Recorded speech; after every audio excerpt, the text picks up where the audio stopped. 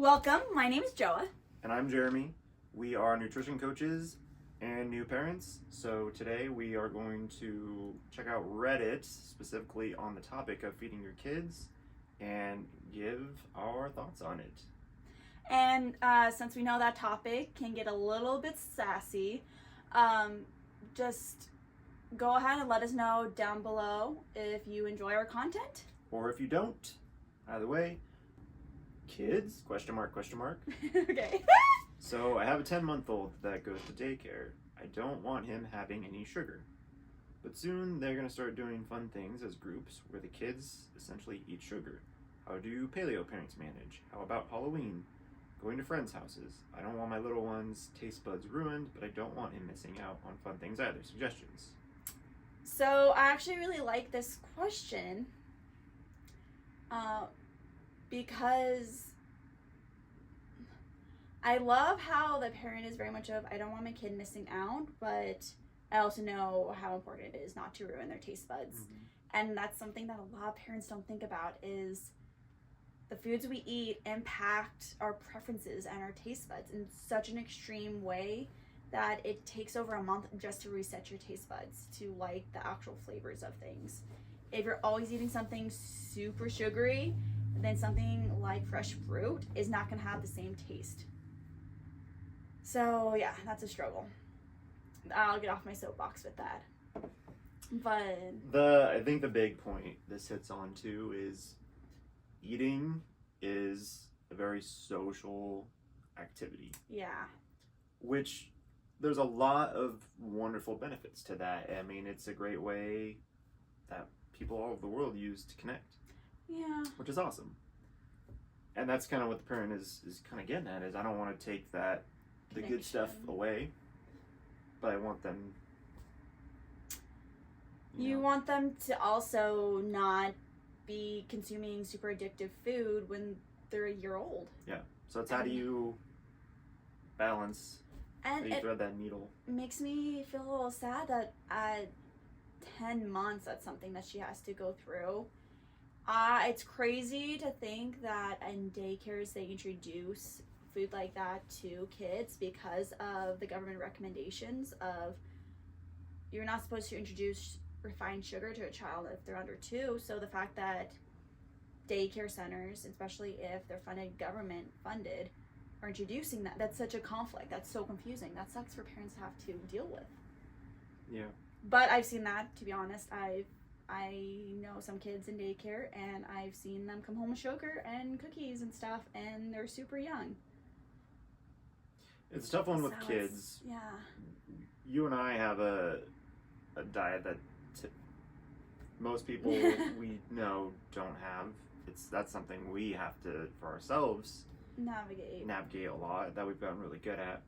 And you can apply some of those things with your kid. It's just kind of being understanding of the group that you're in, being polite about kind of going against the grain, mm-hmm. and trying to not make waves about it as much as you can. Us doing something different shouldn't be a burden on everyone else. Yeah. It shouldn't interrupt whatever activity is going on. So that's some of what you do with, I would advise with your kids, but it's tough because when they're that little, what I would actually do is I would go into the daycare center and tell them these are the boundaries, and to just ask like, hey, anytime you guys do like an activity or anything, can you give me a heads up and I'll provide an alternative so the kid doesn't feel left out. So like, for example, if they're doing cupcakes that day, maybe doing like a banana muffin that's a similar shape, provide that to the daycare ahead of time so that your kid still feels like they're participating. Because if they're like 1 or 2 years old, they probably just want to be included. Mm-hmm. And there's definitely ways you can cheat the system, and heck, even bring muffins for everyone. I would even go as far as like asking if they do something like that is, I'll provide an alternative for all the kids so none of the kids have to eat the cupcake. So it's not an option. I don't know. I don't know how diehard people are with like at its core. I want people to have cupcakes. At its core, it's a good idea, but then there's inevitably going to be people that are going, we're depriving my kid of cupcakes, and that is wrong. That actually, I've heard that debate as a kid. Yeah. Because when I was younger, that started being a ban in schools of bringing sweets and stuff for birthdays. Not technically my age group, but my younger sister's age group. And parents were legitimately upset of, hey, if I want to give my kid 50 grams of sugar on their birthday, I should have that right. And so I could definitely see parents being like, yep. Yeah, and if I want to do that, I should be able to do that. I'm not saying that that's... I mean, I would disagree with that, but I'm not saying other people should disagree too. Do it your way. It's just so sticky. I don't even know if we're very helpful on this topic. It's tough. Well, I mean, one... Pull your we're kid not out of there daycare. There you yet go. with our kid. That's no. We're not there yet with our kids, so it's all hypothesis for us. But yeah. I think at its core is it's probably going to have to do a little bit of advance work, like you said, going to the daycare and using the daycare example and chatting with the staff first. And then part of that is, I think a really big thing that I've learned and just in our experience, when you're at an event and you're not going to eat the food there, but you want an option for you, is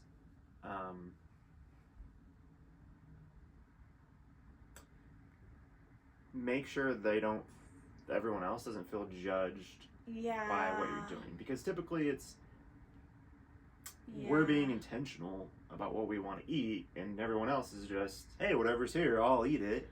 I'm not really worried. I'm not really being intentional with it.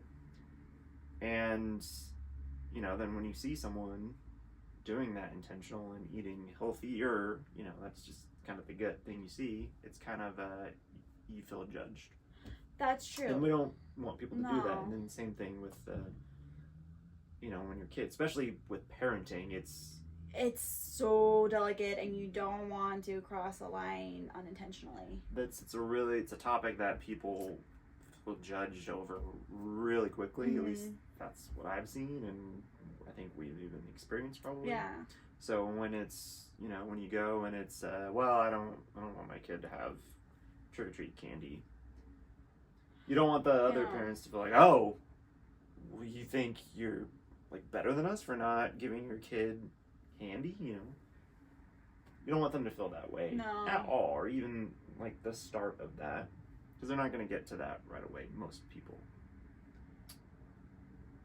Yeah, I definitely will say, if that's something you're ever nervous about, if you have your own personal story you can kind of speak on to give an example of why you're focusing on this with your own kids, use it. And that's something I do, is because we have the background with our eating habits of, we've both lost a good amount of weight because we used to have terrible eating habits, and I'm someone that I have admittedly said how I probably have a sugar addiction. I use that when I talk to people with, oh, well, why do I have these boundaries for my kids, is I had such a bad foundation for food because there's no boundaries. And so I want my daughter basically to have a better foundation. And I think usually if you speak on your own story and your own struggles, people feel a little less defensive. I think that's definitely a good option. Yeah. I think it's also know your audience and know yourself.